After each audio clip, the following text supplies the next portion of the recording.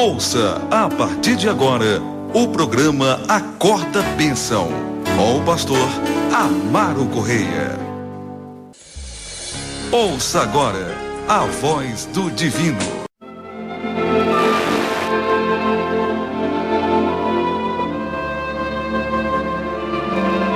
Louvado seja o nome do Senhor Jesus. Louvado seja Deus. Irmãos, orem por uma amiga minha também, tá? Por nome de Sara, para Jesus dar vitória a ela. Amém? Louvado seja Deus. Louvado seja o nome do Senhor Jesus. Vamos orar para que o Senhor lhe ajude, né? Glória a Deus. Oremos também pela irmã Cláudia, para Jesus dar saúde. Irmã Wade Leite, se eu não me engano, é a primeira vez que está ouvindo o programa, irmão. E glória a Deus. Já está querendo ajudar. Mande minha conta para ajudar. Estou desempregada, mas vou ajudar. Oh, irmão, só Jesus mesmo. Para fazer isso, né? Eu normalmente gosto que a pessoa escute o programa todinho, uma vez, duas vezes, três vezes, durante a semana toda, como eu estava falando para o irmão que conheci ontem à tarde, para a pessoa fazer um diagnóstico assim do programa e, enfim, a pessoa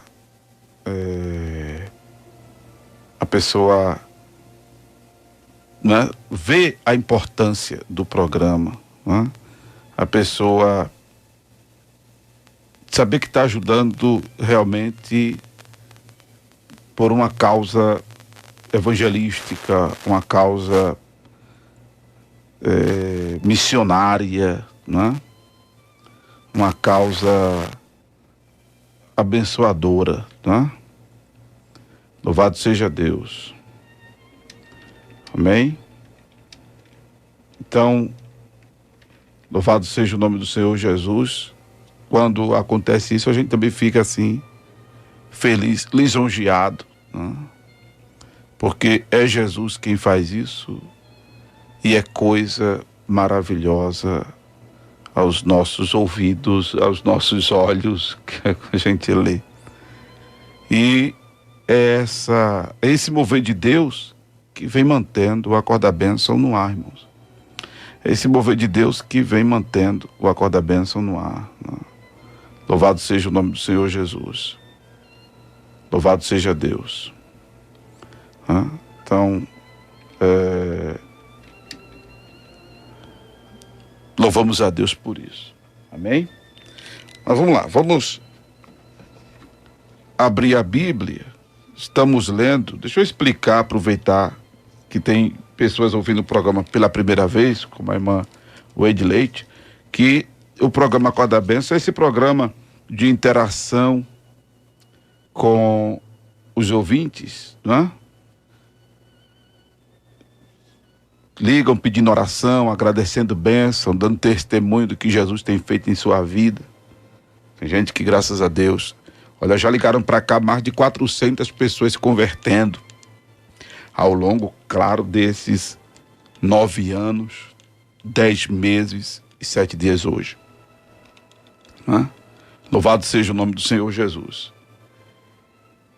E tem esse quadro, A Voz do Divino, que é o momento em que os ouvintes liam a Escritura, mas por conta do tempo eu mesmo estou resolvendo ler até a parte onde vou estar ministrando.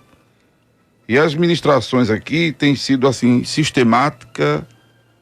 biblicamente sistemática. A gente já leu o Velho Testamento todinho aqui. Quando eu vim aqui para a rádio há 9 anos atrás, eu vim dando sequência a uma leitura do livro de Levítico, que tinha começado na outra emissora, na Rádio Tamandaré. E vim para cá, dei continuidade no livro de Levítico. Aí terminamos Levítico, o Velho Testamento a gente estava lendo de Malaquias a Gênesis, né? Aí terminei Levítico, aí Êxodo e Gênesis. Aí lemos o Novo Testamento, Mateus a Apocalipse. Terminamos, aí voltei de Malaquias a Gênesis. e agora estamos no Novo Testamento de novo. Graças a Deus, já lemos o livro de Mateus, já lemos o livro de Marcos e estamos lendo o Evangelho de Jesus Cristo, segundo escreveu São Lucas.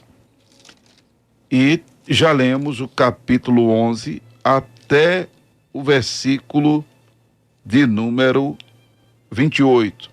Hoje a gente termina a leitura do livro o capítulo 11 de Lucas. Agora eu não sei se vai dar para terminar esse capítulo 11 todo, né?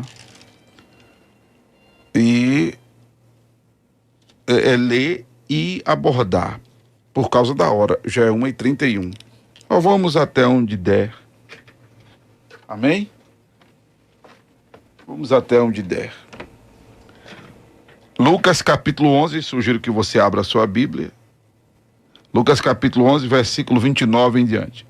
E, ajuntando-se a multidão, começou a dizer: maligna é esta geração. Ela pede um sinal, e não lhe será dado senão outro sinal, senão o sinal do profeta Jonas. Porquanto, assim como Jonas foi sinal para os ninivitas, assim o Filho do Homem será também para esta geração. A rainha do sul se levantará no dia do juízo com os homens desta geração e os condenará. Pois até dos confins da terra veio ouvir a sabedoria de Salomão. E eis aqui está quem é maior do que Salomão. Os homens de Nínive se levantarão no dia do juízo com esta geração e a condenarão, pois se converteram com a pregação de Jonas. Eis aqui está quem é maior do que Jonas. E ninguém que acendendo uma candeia a põe em oculto, nem debaixo do alqueire, mas no velador, para que os que entram vejam a luz.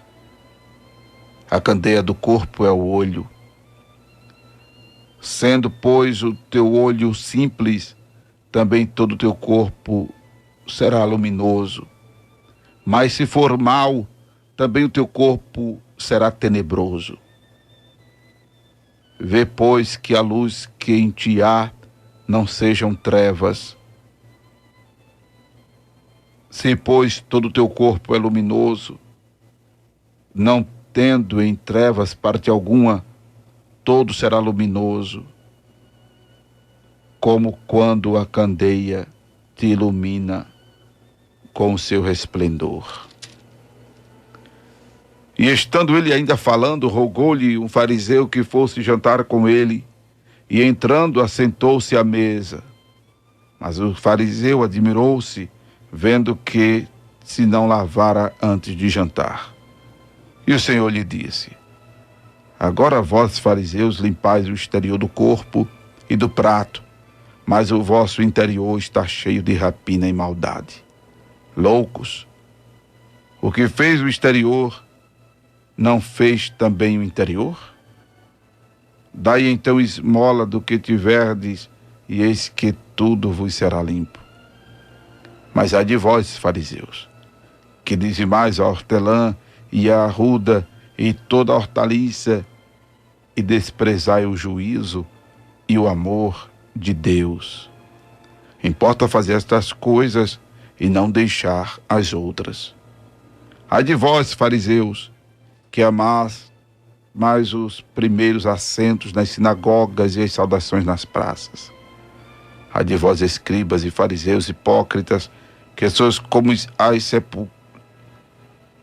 sepulturas que não aparecem, e os homens que sobre elas andam não o sabem. E respondendo um dos doutores da lei, disse-lhe: mestre, quando dizes isso, também nos afronta a nós. E ele lhe disse: ai de vós também, doutores da lei, que carregais os homens com cargas difíceis de transportar, e vós mesmos nem ainda com um dos vossos dedos tocai essas cargas. Ai de vós que edificai os sepulcros dos profetas, e vossos pais os mataram. Bem testificais, pois, que consentis nas obras de vossos pais, porque eles os mataram, e vós edificais os seus sepulcros. Por isso, diz também a sabedoria de Deus: profetas e apóstolos lhe mandarei, e eles matarão uns e perseguirão outros, para que desta geração seja requerido o sangue de todos os profetas que desde a fundação do mundo foi derramado, desde o sangue de Abel até o sangue de Zacarias, que foi morto entre o altar e o templo. Assim vos digo, será requerido desta geração. Ai de vós, doutores da lei, que tiraste as chaves da ciência, mas que tiraste as chaves da ciência, vós mesmos não entrastes e impedistes os que entravam. E dizendo-lhes ele isso, começaram os escribas e os fariseus a apertá-lo fortemente e a fazê-lo falar acerca de muitas coisas, armando-lhes ciladas, a fim de apanharem sua boca em alguma coisa para o acusarem. Louvado seja o nome de Jesus. Olha, amados, acredito que não vai dar para a gente abordar isso tudo hoje aqui, não é? Vamos começar, porque daqui a pouco tem oração, já é 1h37. Já é 1h37, né? Louvado seja Deus. Então, o que acontece? Nós vamos começar falando aqui exatamente sobre o sinal de Jonas. Glória a Deus. O sinal de Jonas é a ressurreição de Jesus. Como ele disse, que do mesmo jeito que Jonas passou 3 dias no ventre do grande peixe, a gente lê isso, inclusive, na abordagem que fizemos de Mateus, né? Glória a Deus. Mateus capítulo, veja aí comigo.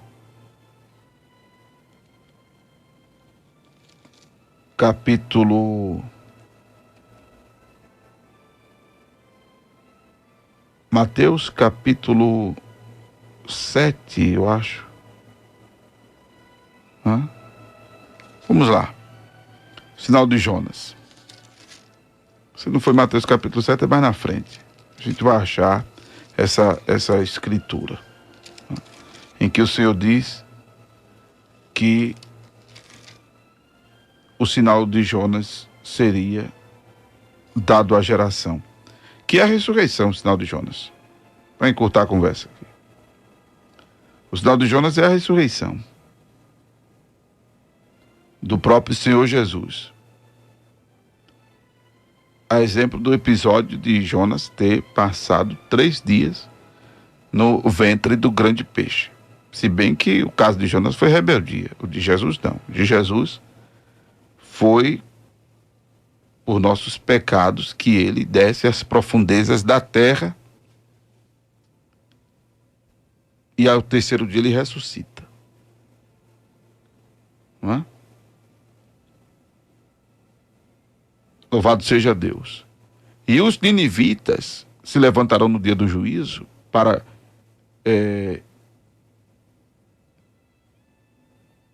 exercer juízo de condenação sobre as nações ímpias, Porque a Bíblia diz que aqueles que vencerem, Apocalipse, capítulo de número 3, diz que aqueles que vencer, louvado seja Deus, se sentarão junto com Jesus no trono para exercer juízo sobre as nações.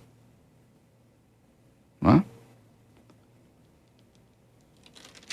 Com vara de ferro,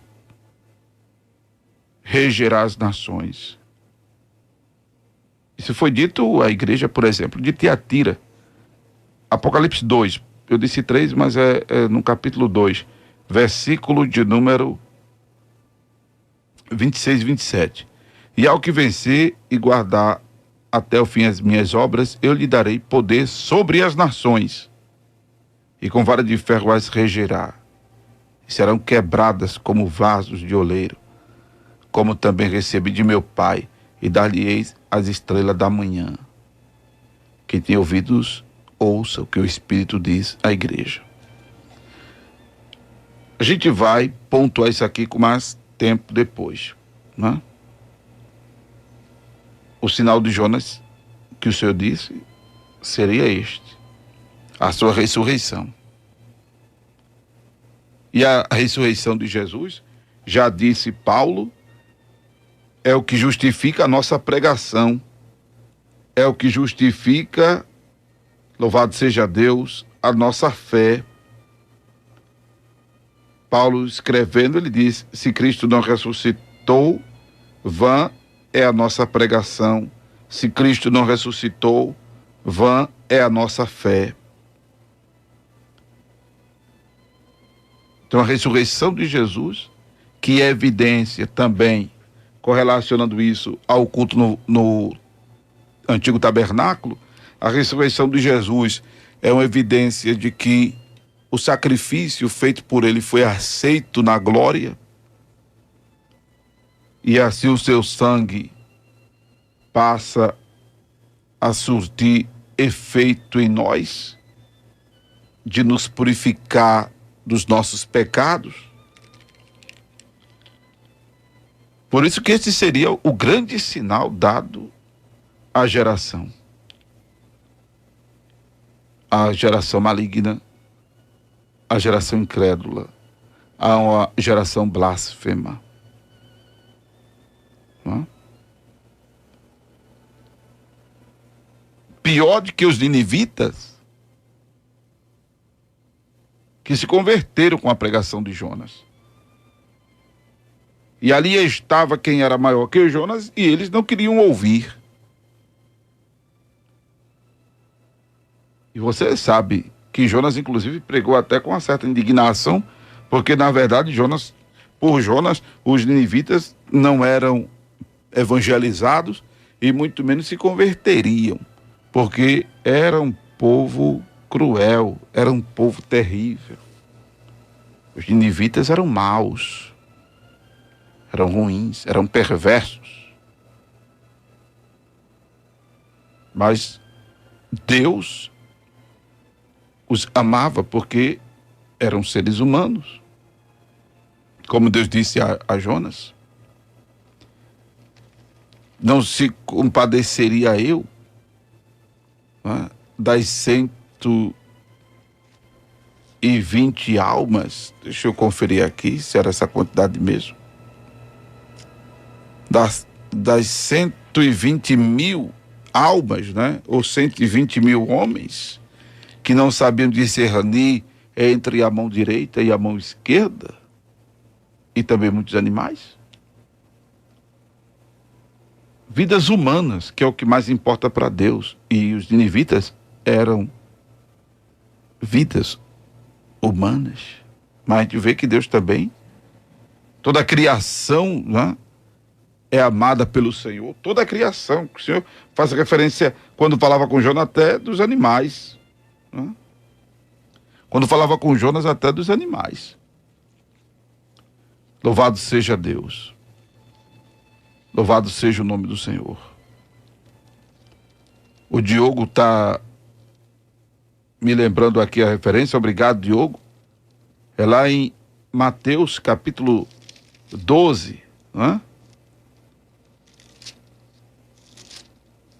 Mateus capítulo 12, versículo 38 em diante. Precisamente o versículo 40. Pois como Jonas esteve 3 dias e 3 noites no ventre da baleia, assim estará o Filho do Homem 3 dias e 3 noites no seio da terra. Porque quando Jesus morre, eu vou correr aqui por causa da hora, e a gente volta a falar disso depois, amanhã precisamente. Quando Jesus morre, acontece uma mudança no mundo espiritual. Acompanhe isso aqui. Muitas coisas com a vinda de Jesus à terra, com a encarnação do Verbo, com a morte de Jesus, acontece mudanças no mundo espiritual. E isso respaldado na Bíblia, né? Porque há uma alegação aí de um movimento que anunciou a vinda de Jesus em determinado tempo e Jesus não veio, aí disseram que o que na verdade estava acontecendo era de Jesus sair do lugar santo para o lugar santíssimo. Alguém viu isso de um milharal e lelele, lá. Isso é heresia. Isso é heresia. Isso foi para justificar o não arrebatamento que haviam demarcado, né? As únicas mudanças são essas relatadas na Bíblia Sagrada. Por exemplo, quando Jesus morre, o véu do templo é rasgado em 2 de alto a baixo, a terra treme e fende-se as pedras, e abre-se os sepulcros de muitos corpos de santos que dormiam, que são ressuscitados. Com este acontecimento aqui, Efésios, capítulo de número 4, diz, no versículo 8 e 9, que, pelo que diz, subindo ao alto, levou cativo o cativeiro e deu dons aos homens. Ora isto, ele subiu, que é, senão que também antes tinha descido às partes mais baixas da terra. Aquele que desceu é também o mesmo que subiu acima de todos os céus para cumprir todas as coisas. Louvado seja o nome do Senhor Jesus. Então, Mateus registra o que acontece na superfície da terra, enquanto Paulo descreve que o que acontece no mundo espiritual é Jesus separando o Hades, que até, por exemplo, o acontecimento de Mateus capítulo 27, versículo 52 e 53, todos os que morreram no Velho Testamento iam para o Hades, que era chamado lugar dos mortos. Com a morte de Jesus é feita agora uma separação. Ou seja, versículo 8 de Efésios 4. Ele leva cativo o cativeiro e dá dom aos homens. Esse dom aqui é a vida eterna. É quando faz a separação do Hades para o paraíso. Então quem morre sem Jesus desce, e quem morre com Jesus sobe. Quem morre sem Jesus vai para o Hades, lugar de tormento, e quem morre com Jesus vai para o paraíso, para o seio de Abraão. Louvado seja Deus. E aí o grande sinal seria exatamente esta ressurreição de Jesus, para ser algo mais convincente, inclusive, aos que não acreditavam na sua messianidade. Jesus dizia, está aqui quem é maior do que Jonas, que deu uma palavra, e a gente sabe, se a gente for falar de Jonas aqui, a gente sabe que Jonas deu uma palavra assim, sem muito gosto, sem muita vontade que os ninivitas se converteram, até porque ele fala a mensagem que Nínive será subvertida. Ele se retira, diz o texto sagrado, para ver a destruição da cidade. para ver a destruição da cidade. Hã? Louvado seja Deus. Ele pregava contra ela, segundo a palavra do Senhor. Os homens de Nínive creram. Hã?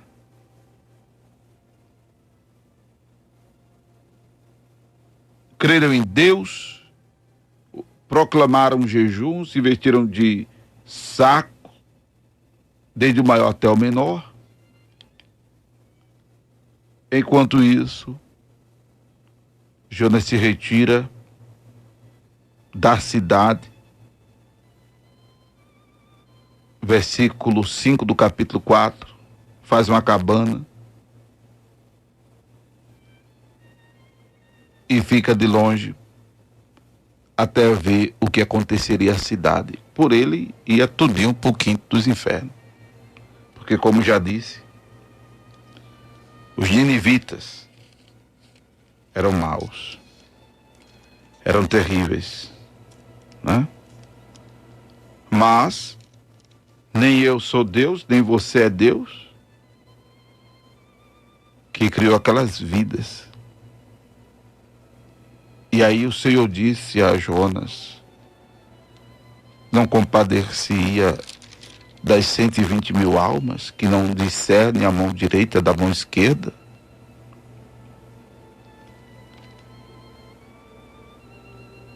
Mas assim os homens começaram de Jonas, que Nínive seria subvertida e tinha um prazo de 40 dias. E quando esta palavra chegou ao rei, logo ele tirou as vestes de si, cobriu-se de saco, sentou-se sobre cinzas e faz aquela proclamação para que todos os ninivitas, sob o mandado do rei, nem homem, nem animal, nem boi, nem ovelha, comesse nada, nem bebesse água. E tantos homens e animais fossem cobertos de pano de saco e clamassem fortemente a Deus e se convertesse cada um do seu mau caminho e da violência que havia em suas mãos, para que Deus se voltasse e mudasse a sentença deles, para que o Senhor apartasse deles o furor da sua ira, para que eles não perecessem. E aí, quando Deus viu que houve conversão do mau caminho deles, Deus muda a sentença. Louvado seja Deus. Deus muda o juízo que disse lhe daria caso não se arrependessem.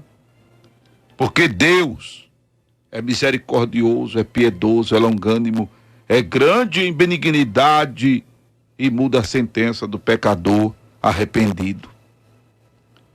Infelizmente o programa já está terminando. Eu nem vou ter tempo de orar hoje. Infelizmente amanhã a gente desconta, ora mais tempo, viu, irmão? Amém?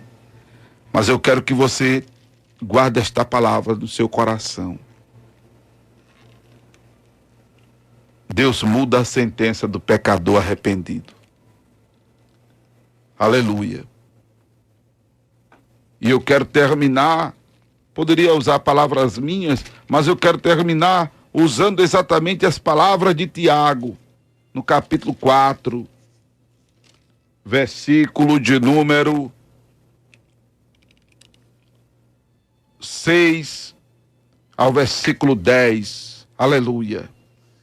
Antes da maior graça, portanto, diz: Deus resiste aos soberbos, dá, porém, graça aos humildes.